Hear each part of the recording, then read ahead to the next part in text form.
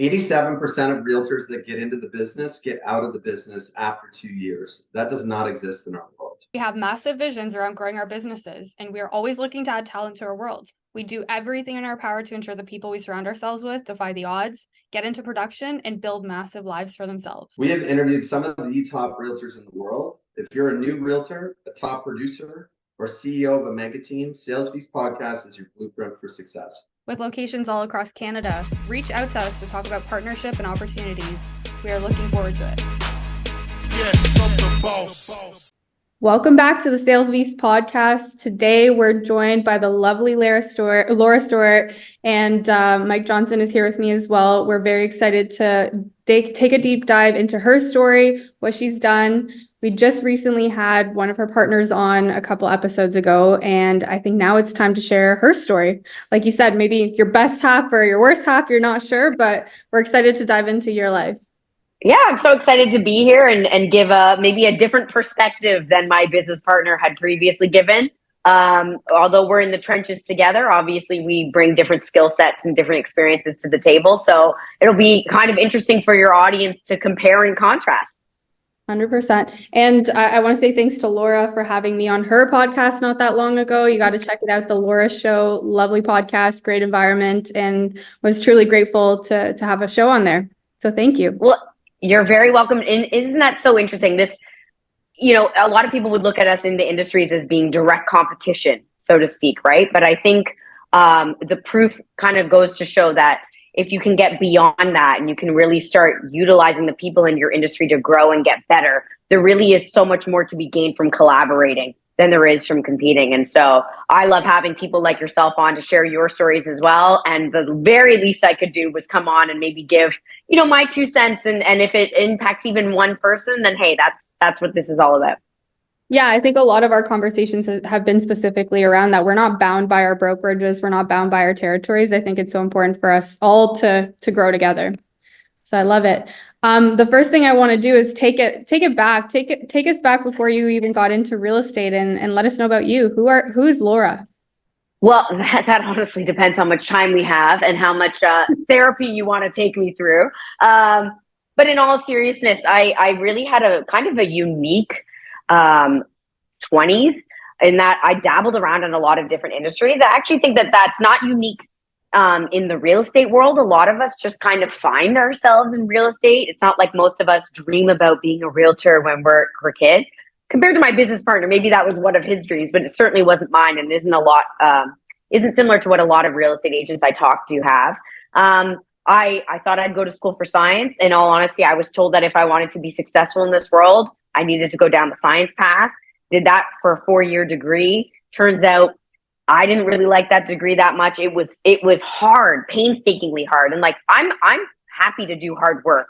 But when something doesn't come naturally to you, you really got to take a look at yourself and say, well, what does come naturally to me? What are my strengths? Loved fashion.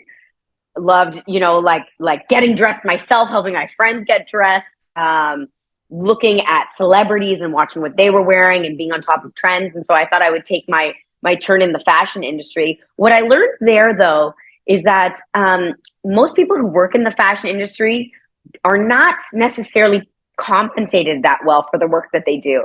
And so you might be able to work at, say, a luxury department store, something like Holt Renfrew, for example, but good luck actually ever being able to afford to buy anything in one of those stores. And so I said, you know what? I want to take my fate into my own hands. Let me see what else I can do. I went back to school, got my MBA, specialized in communications and branding. And in doing that, I kind of realized I really wanted to get my hands dirty in starting my own business. And the easiest way I saw to do that was to actually do that in the real estate context and not just be a real estate agent, but look at being a real estate agent as a small business owner and utilize all the things that I learned along the way to hopefully at that time make myself a successful full realtor. So that kind of brings me to my real estate career. That's a cool story. One thing I think about that not a lot of people talk about in this industry is all the experiences we have in life leading up to our real estate career and how they may impact us. Because we're in the same boat. We have people that join our team, and I'll sit and interview them and then they join us, and some get into production really quickly, others it takes longer. And then 80% of people that get into the business fall flat on their face in 18 months. And we forget that all those experiences someone had in the past, like doing the science degree and struggling to work on something that maybe they don't necessarily enjoy or something they find really hard, prepares them for their career in real estate. I come from a similar background. School I didn't enjoy. I did my MBA too, actually. And I thought it was useless at the time. But today I'm really grateful that I had that. Like that made me who I am. It's interesting. I don't look at any one of those things. Like, it's not like I'm super proud that I got my MBA. And I think sometimes people put education on a pedestal. So it's not that I feel that way. I do feel like there are certain skill sets that I learned while doing my MBA that, yes, those skill sets could be learned elsewhere. I just happened to learn it in a classroom setting, right? Like group work, presentations, analyzing data, preparing a business plan, all those things that you don't necessarily think of as being, skills that you would need to be a realtor per se, because they're not typical sales skills, but they are definitely skills that if you want to be a successful realtor and you really want to grow and maintain a sustainable business, they definitely help. And so everything along the way, it's always one of those things in hindsight where you look at your life and you realize, wow, without those experiences, I wouldn't be where I am today. And so I look very fondly on the past. I don't view any of them as mistakes. I don't view any of them as failures. I just view them as stepping stones to being where I am today. And quite frankly, this is probably a stepping stone of where I'm going to be, 10, 20 years from now as well. And so I always find that very, very exciting and something that I think we should all be proud of.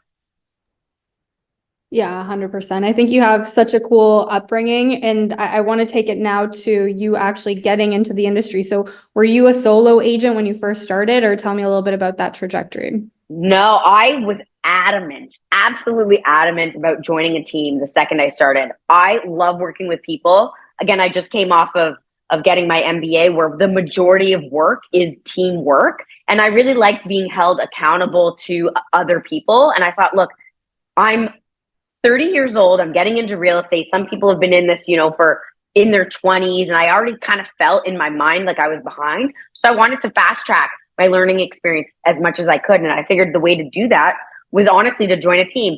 And looking back, I didn't know my head from my ass. I didn't know how to put the paperwork together. I didn't know how to negotiate a deal. I didn't know what to say on the phone. I knew none of these things.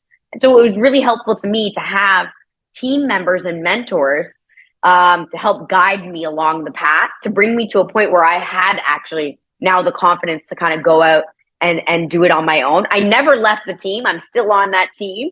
But that was my thinking in the first place. I highly recommend joining a team, or at least having a mentor of some sort. That will help. Now, if your brokerage offers you that mentorship, then that might be all you need.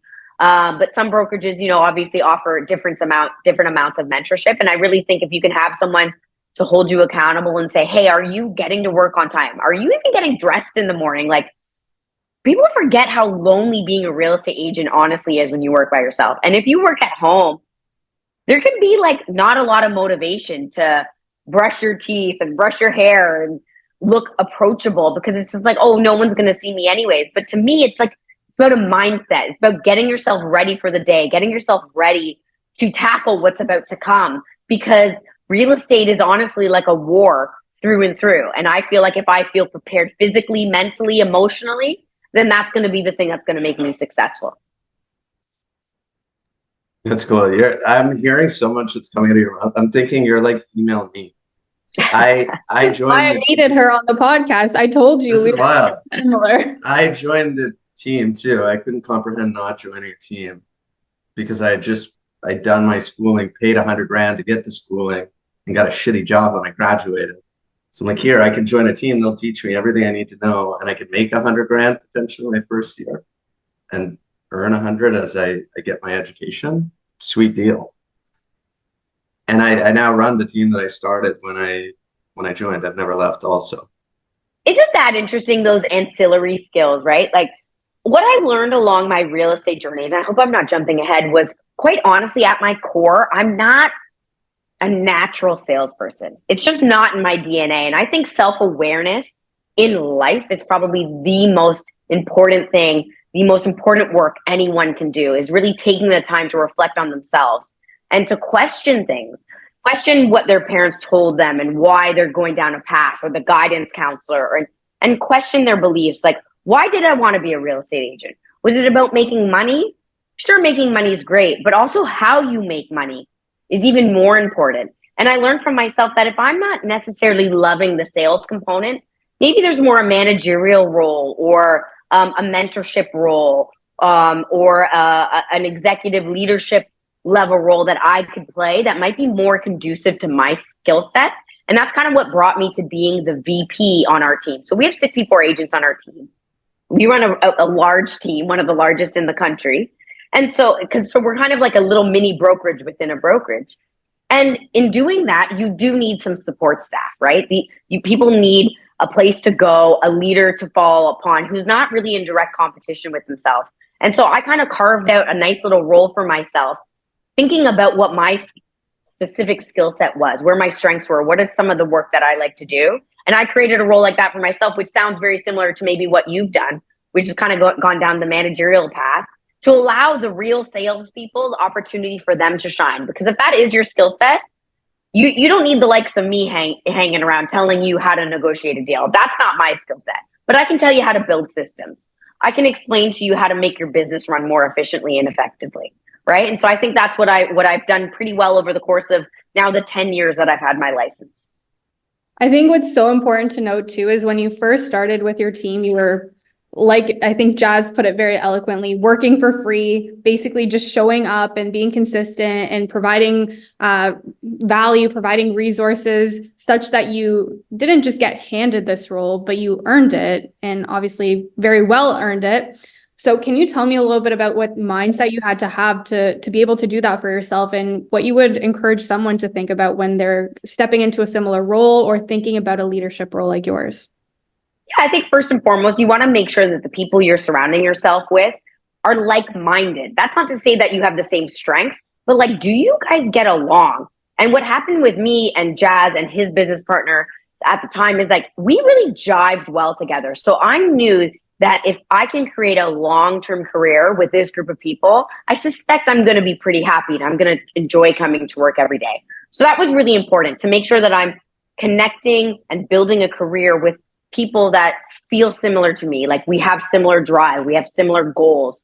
The way we approach business problems are similar, because you'd be surprised, not all people approach business the same way. Some people are in it for the short term. Some people are in it for the long term. You want to make sure that you have alignment in that regard. Next to that, I was like, okay, I just now want to get on the bus. Let's assume that their business that they had, their sales business, was a bus, right? I just got to get on this bus. I'm not sure where my seat is, where the appropriate seat is, but let me get on the bus. I will figure out the appropriate seat later. So what I decided to do was, let me just put up my hand for everything and anything that I felt I was stronger at than they were. So if it was even something silly like creating a spreadsheet to help them stay organized, I said, you guys shouldn't be doing that. Let me do that. Let me take that off of your hands. That's not your skill set. You stay on the phone, you go call people. Let me do this work on the back end. I didn't know at the time. It's not like I was guaranteed a salary. No one said, this is how much you're going to make for doing this work. In fact, I didn't even want a salary. I just said, if I can showcase my value, and I don't know how long it's going to be, but if I can get on this bus, showcase my value, I know there will be a seat created by me, for me, and I will be appropriately compensated for that. So I guess at some point you have to have a little bit of faith that the leadership is going to look back and say, look, you've helped us go from A to B, and we're going to reward you for that. Luckily for me, I directly got to tie myself to commissions. And so I kind of I had the opportunity to create my own paycheck in that regard. But to me, it was just about bringing as much value as possible. And when you bring enough value, so much so that the leadership team thinks, if we had to let her go, we would have to hire 3 people to replace this person, because her skill set's so unique, or she puts her hands in so many buckets that we'd have to replace all of them. Now you're almost like indispensable in a way, right? And so it makes sense for them to figure out a role to keep you, because the cost of them trying to find 3 people to replace you and to get the job done as effectively is that much harder. And so I think that's what I've done. And now I feel like I'm the furniture here. You'd have to ask Jazz, but I've been in a leadership role now for 7-8 years. So I've made it nice and cushy for myself, and it feels good. It feels good after all that time, all that hard work. I think it's such a rarity that someone would go through the thought process you just described there. I think everyone on this call has done that. But to think, what does the leader sitting across from us actually want to accomplish? What do they need? And then to deliver that in order to make yourself indispensable. You know, Anna is my dear friend. She's a great role model to me, and I've seen her do that her whole career. I think we've both done that. Like, if you've ever felt underpaid, Anna, we ever made the decision to maybe accept less money. I was a realtor at that time, lower the split or lower the salary for the sake of the company or the leader, because that's what was required at that time. I don't think a lot of people are willing to do that. And if you do what you just described, or you truly are indispensable. Well, and you know what's funny? Oh, sorry. I was just going to say, I think a lot of real estate agents, or people, when you say, hey, look, you have to have the long-term approach about something, people say, oh, yes, I have the long-term approach. But then when you see how they make decisions in the micro, you realize they really don't have the long-term approach, right? So a lot of people listening to this might say, oh, well, I'm happy to put up my hand and work for free and do all these things. But for how long are you willing to do that? Are you willing to do it for 3 years, 5 years, 3 months, 1 month? I think when you start to uncover those answers, you start to realize, oh, maybe I'm actually not looking at this as a long-term journey. And I am looking at it in the short term. And real estate agents notoriously do this with clients. So you even have to look at yourself at the client level. Are you looking for that short-term dollar? Are you looking to sell someone today, which might not be in the benefit of that client, ruin your relationship with them and never have them in the future? Sure, you're going to make your $10,000, $15,000, $20,000 today, but you lose a lifetime's worth of value from that client because they are multi-transactional and they're not going to be with you. And the ability for them to refer people to you. And so I think really people need to just look at how they make those decisions on a micro level to kind of figure out where they're truly at, and then say, is that where I want to be in my life? Do I want to be thinking short term? Do I want to look for the quick buck, or do I want to build something real and sustainable? Sorry to interrupt. No. That's such an important point, and I want to even spend a little bit more time on this.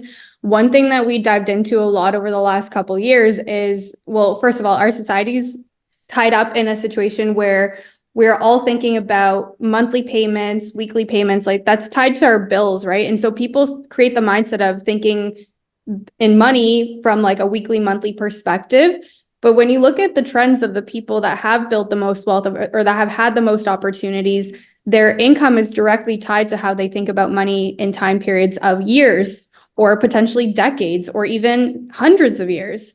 Like even just an example of like Elon Musk or any of the big names that you want to name, they're not thinking for this generation. They're not thinking about when they're going to make their biweekly paycheck and pay their bills. They're thinking about what they're going to be accomplishing long after they're gone. Yeah, they're thinking about their legacy, right? And you have to think about your legacy. And like, sure, you can always say, Laura, none of this really matters. What realtor is going to have a legacy? I understand. But in the micro of things, what is your legacy? What is the type of person you want to stand for? And I get it. I'm not saying any of this is easy, right? Like I get needing to pay your bills.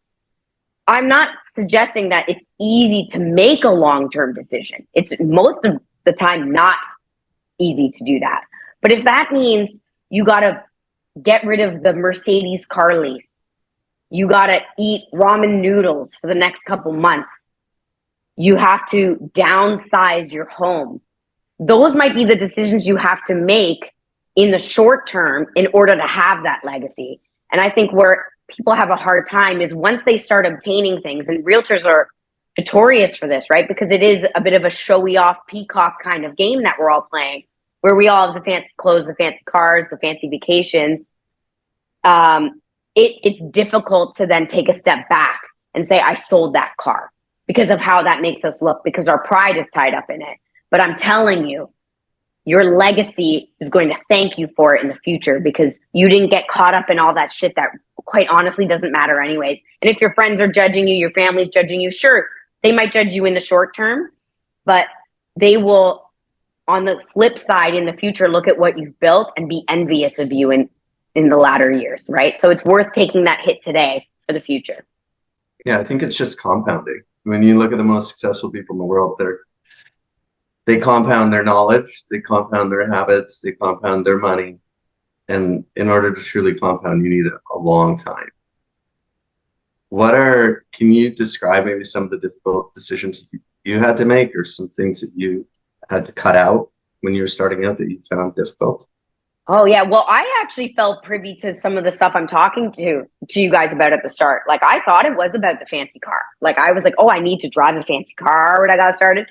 The irony is that when I got that car, like 2 weeks after I got the car, then it all wore off. All the excitement was gone, and I realized, like, I don't even care. So, like, my car, I mean, it is what it is, but I'm not looking to upgrade the car. You know what I mean? Like, I don't get caught up in that.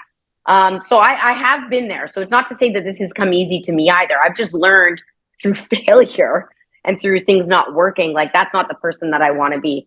Some of the harder decisions I've made, we've had clients come to us who want to buy property, right? So we work with a lot of investor clients. I can think of one client off the top of my head.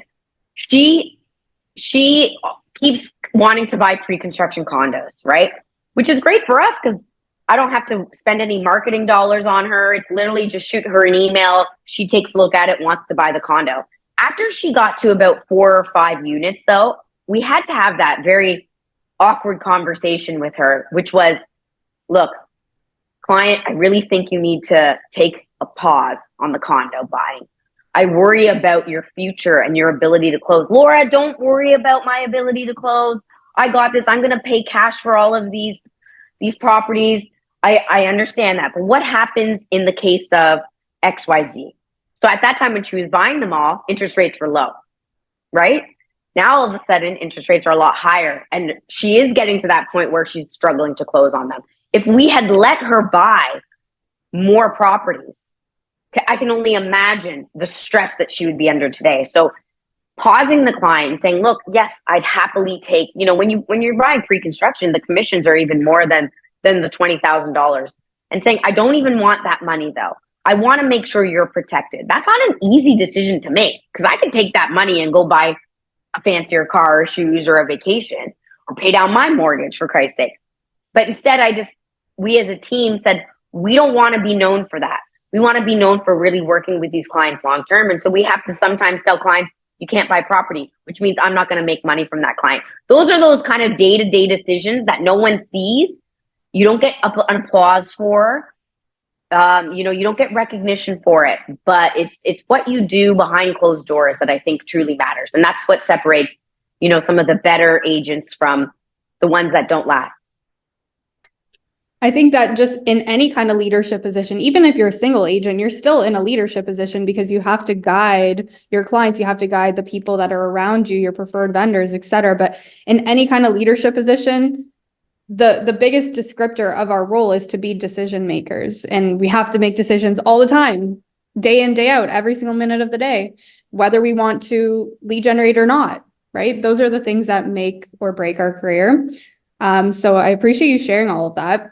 Yeah, you have a responsibility, I think, to society, but definitely your clients, right? And that responsibility is to protect them. So you got to put your feelings aside.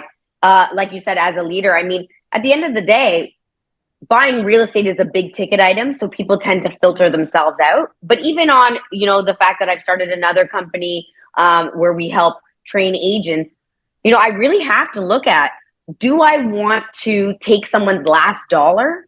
Is that the type of business that I'm in? And the answer is unequivocally, no, I don't. That is not the legacy that I want to leave. If, I'm not here as the last straw for people. If someone's like, Laura, I can't pay my bills. Well, I don't want you to join my program. I want you to pay your bills. I'm not going to take that dollar out of that person. And I think that's what, again, separates some people from others. I think everyone goes in with good intentions. It's not like I think people are trying to scam people. I think it happens over time when people are worrying about their own wallet, that they start to make, unfortunately, bad decisions, right? When their back's against the wall, that's unfortunately when people's true colors start to show. Yeah, you see that a lot in this industry, unfortunately. But I wanted to ask you about the real estate landscape right now? Obviously, you guys do a lot with the pre-construction side. You guys have a lot of agents that do different aspects of real estate. What are you seeing right now? What are some opportunities that you guys are exploring for 2024?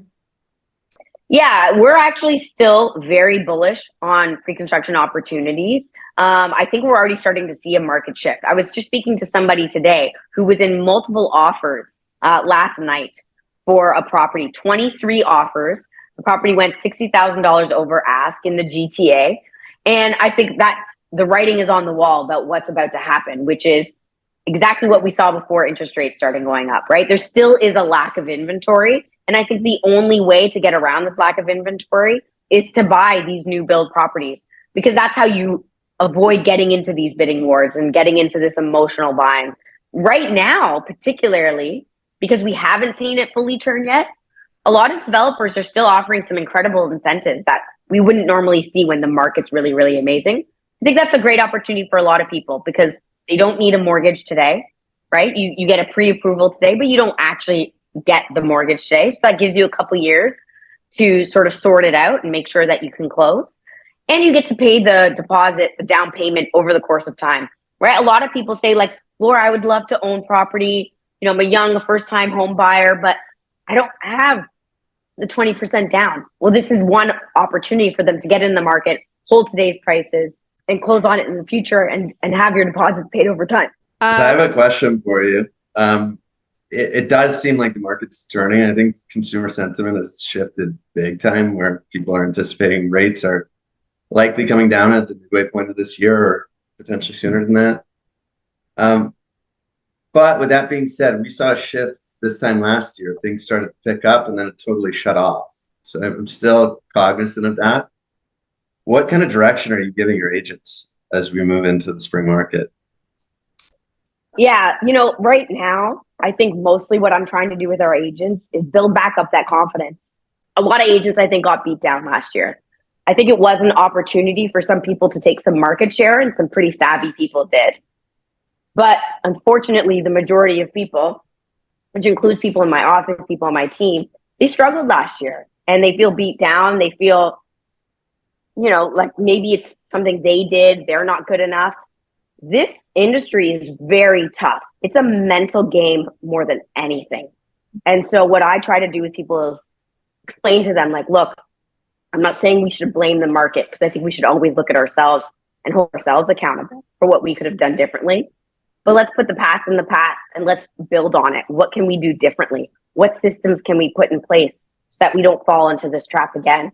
And so really getting them excited about selling real estate, excited about the market, is a big part of what we do. If they don't have self-belief and they don't even believe in the product that they're selling, that's going to come out to the client, right? So I always say to people, when you're helping people buy property, you are literally potentially changing their entire lives for the future. Because if we look at the stats in Toronto, that properties double every 10 years, historically speaking, for the last 100 years. For someone to buy a property for $700,000, to think that that in 10 years is going to be worth $1.4 million, like that's game changing. So I explained to the agents, you have to truly believe you're not selling anyone anything. You are helping people create real wealth. And once they can kind of get over that, then the rest kind of falls into place. So I actually always feel like it starts at this very core place, which is the belief of the agent, which is kind of outside of the market, which has nothing really to do with it. But once I can get them believing in themselves, believing in their product again, then we can start talking about like, okay, well, where should I direct people? What should people be buying? You know, then we can get to those more details. Yeah, I think that's so important. And I think in a market like now, even just right now we're February 7th, 2024. Just in the last 2 weeks, the sentiment has completely flipped from like desperate and hopeless to now there's like a lot more faith happening. We're seeing things changing.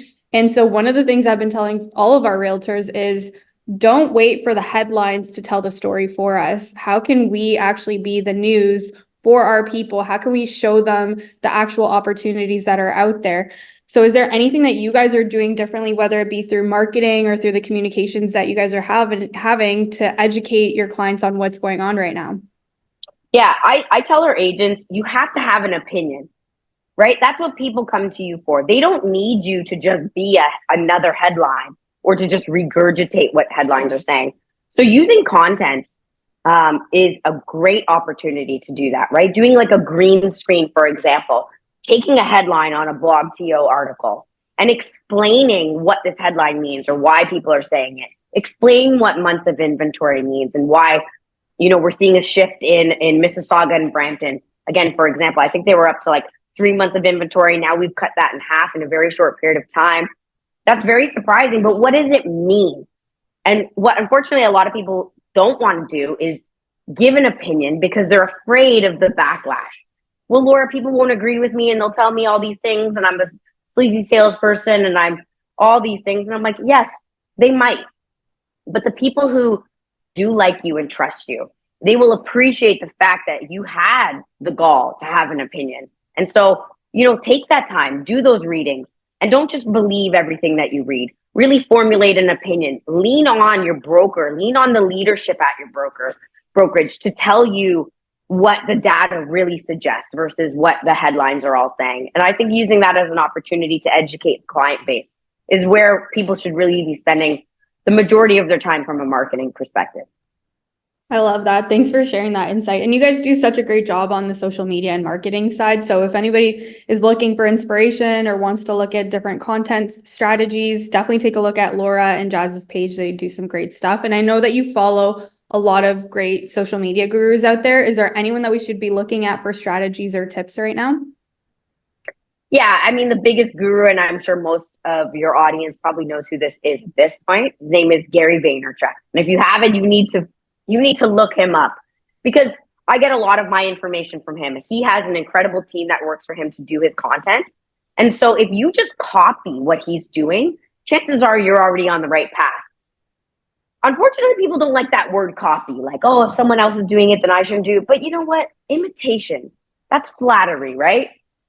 And I think if someone's doing it and they're doing it better than you, why not copy? He's not even in the same industry as you anyway. So looking at someone and trying to figure out if a 2-post carousel is something that's working these days, is storytelling what people are jiving with? Is it images? Is it pictures? Is it curated work? Is it green screens? If you just follow him and do exactly what he's doing, you're going to be already ahead of that algorithm because he's got it all figured out. And so I think that's a fantastic place to start. And then just do your spin on it from a real estate standpoint. That's our favorite thing, rip off and duplicate instead of research and development, R&D it all day. Yeah, I like that. I'm going to use that.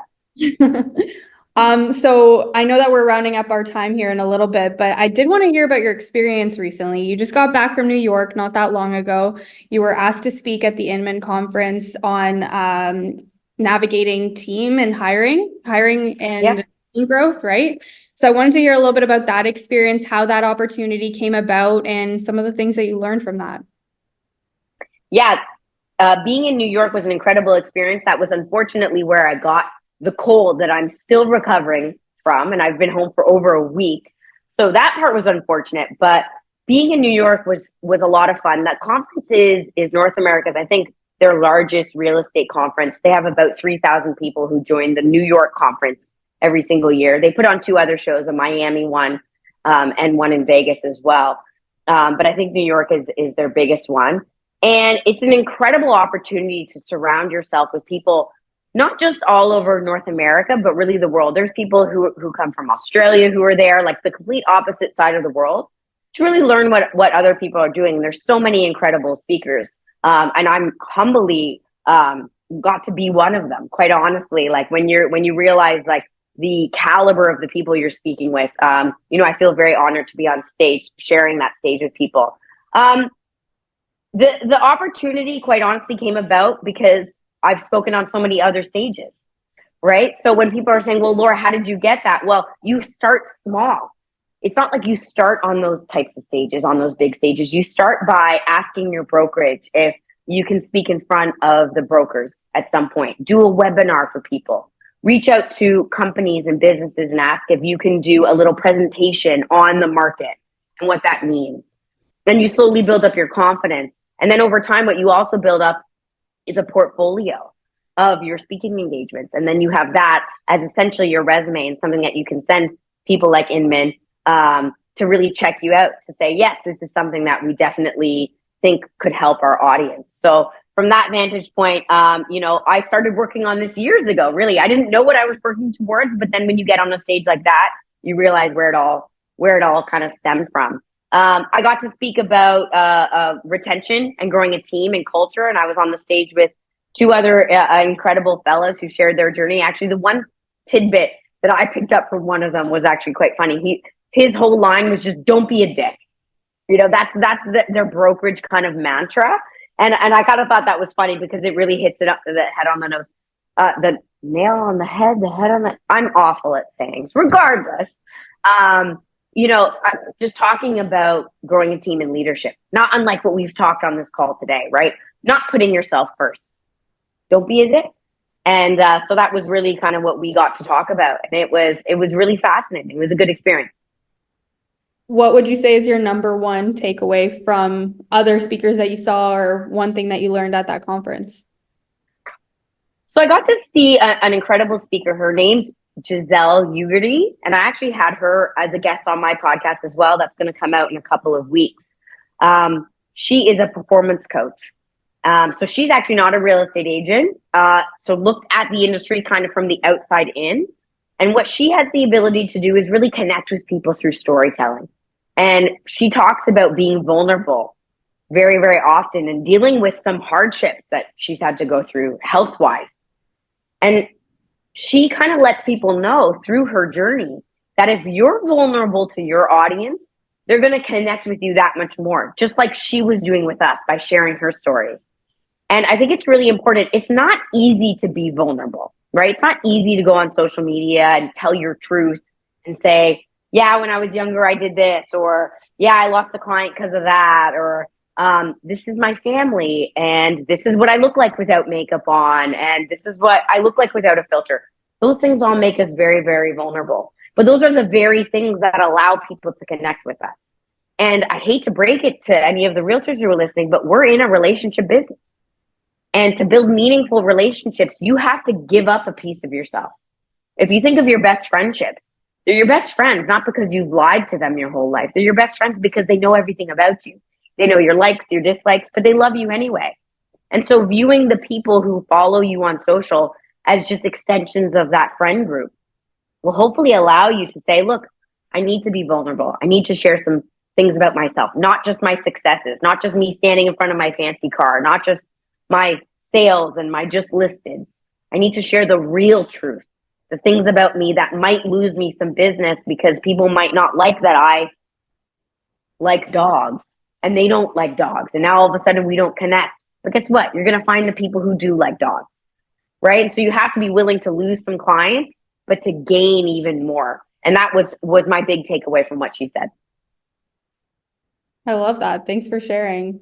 One of my favorite authors is Brene Brown, and she talks all about vulnerability and that it's not weakness, but it's actually courage. And that's how you can actually connect with more people. Yeah, it's hard. And I do my best on social as well. Like, I'm a person in this world just like everybody else. And there are some things that I'm not yet comfortable sharing. And then there's some things that I have shared about my life, my journey, that I'm sure some people are like, why would you share that? That's like TMI, you know what I mean? But I do what feels comfortable for me. And I think that's what people have to realize is you're the one in control. So if you don't want to showcase your family, for example, your children online, you don't have to do that. But what ways can you be vulnerable? Find the ways in your life that you can express some of the things that you like, some of your thoughts, some of your feelings on the world, and be vulnerable in that way. So don't look at it like as one or the other. Look at it as more of an and, right? Like what are you capable of doing? I've been talking a lot, Mike, so I'm going to throw it back to you. I think it's really good advice you just provided. Because I think a lot of us, when it comes to social media, personal branding, marketing, we feel this pressure to show off our highlight reel. But I don't know if you guys are anything like me. My highlight reel, when I'm in the thick of it every single day, it's not that impressive. Not, you're right. It's not impressive at all. My highlight reel, quite honestly, is rather boring. It would take me a couple weeks to get any substantial good highlight reel. You know what I mean? Like most days are not fun. And I think realtors, when you think about it, most of your day kind of is boring, monotonous, aggravating, usually, quite honestly, because you're busy putting out fires. And so you're right. The highlight reel is not fun. So put out the boring stuff though, because the boring stuff is actually interesting. I like to be a fly on the wall. That's the reason reality TV works so well. People want to see all the boring shit that people are up to. So be that source for people. Showcase them what, working at 12 o'clock midnight, trying to get an offer in before the expiration time. Show people that. Because that's what we all want to see. Because a lot of people are like, do I want to be a real estate agent? What do real estate agents actually do? And now you can be that source of information and entertainment for them. I love it. Before we let you go, I want you to share a little bit about FTGU Academy and what you guys have been doing there, if you don't mind. Yeah, this company really came organically into place because we started creating content around real estate, right? Educating people on the ways they can buy, sell, and invest into real estate for the sole purpose of educating our client base. That was really how it all started. In doing so, we started getting a lot of traction online. A lot of it actually started coming from other real estate agents saying like, oh, why are you doing this content? What's the ROI on content? And where do you get the topics from? And in training these agents, just because, again, we just viewed collaboration over competition, so why wouldn't I give them this information? We realized that people wanted more and more and more. And then they would say like, what can I give you so that you can train me more often? Do you coach? And so sometimes these things are not like these big dreams that people come up with. Sometimes business just comes out of it falling on your lap and you saying, look, I think there's an opportunity here. Let me see. And that's really how it started. We've now been training other real estate agents formally for 2 years. It's been so fun, so exciting. I get to truly help people change and make transitions to their business and in effect their life. And I think if I can help even one person and they go home and they're in that much better a mood and they're paying their bills and they feel like they have a sustainable business, they might treat their parents better. They might treat their children better. They might treat their spouse better. And that ripple effect, I think, is a very important one in this world. I think we're all just trying to get by. You know what I mean? And if our cup is filled, then we can start to give to others. And so if I can give to agents and then those agents feel better about their lives, they can then start to give more as well. And so it's been a great learning experience. I feel I've gotten way more than I've given. And that's, I think, sometimes what happens in life. And so I'm excited to see where it's going. We have some different programs depending on where you're at in your business, some for agents who are a little bit newer. And then there's some for that more veteran agent who's looking to really build out systems and a team and more of a long-term legacy approach. So we've got a little bit for everybody. I love it. Thanks so much for sharing. And then we ask all of our guests the same question at the end before we let you go. Laura, who do you know that we should have on this podcast? Ooh, great question. I'm going to start with Giselle, actually. Okay. I love My it. girl Giselle. Now, she lives in the States, but that's not stopping you. I think not an agent, as I mentioned, but a performance coach. She has an incredible way of truly connecting with people. I think she could probably, really, really give some solid advice to your listeners and your viewers on ways in which they can dominate social media and show up more authentically online. So I'd be happy to put you in touch with her. She's incredible. Amazing. We're excited for that. Mike, any final questions? I don't think so, but I really wanted to thank you for your time today. That was amazing. Yeah, I really appreciate you guys. I love what you're doing at your brokerage. It's so nice to see young people like you guys in leadership positions. That's not always the way the world has always worked. And I think you guys are really showcasing your level of experience and your education. And I'm sure your direct people in your brokerage are very, very thankful to have you guys. So I appreciate the opportunity to share my story with them as well. Thanks so much, Laura. Thank you. Every day I'm hustling, every day I'm hustling, every day I'm hustling, every day I'm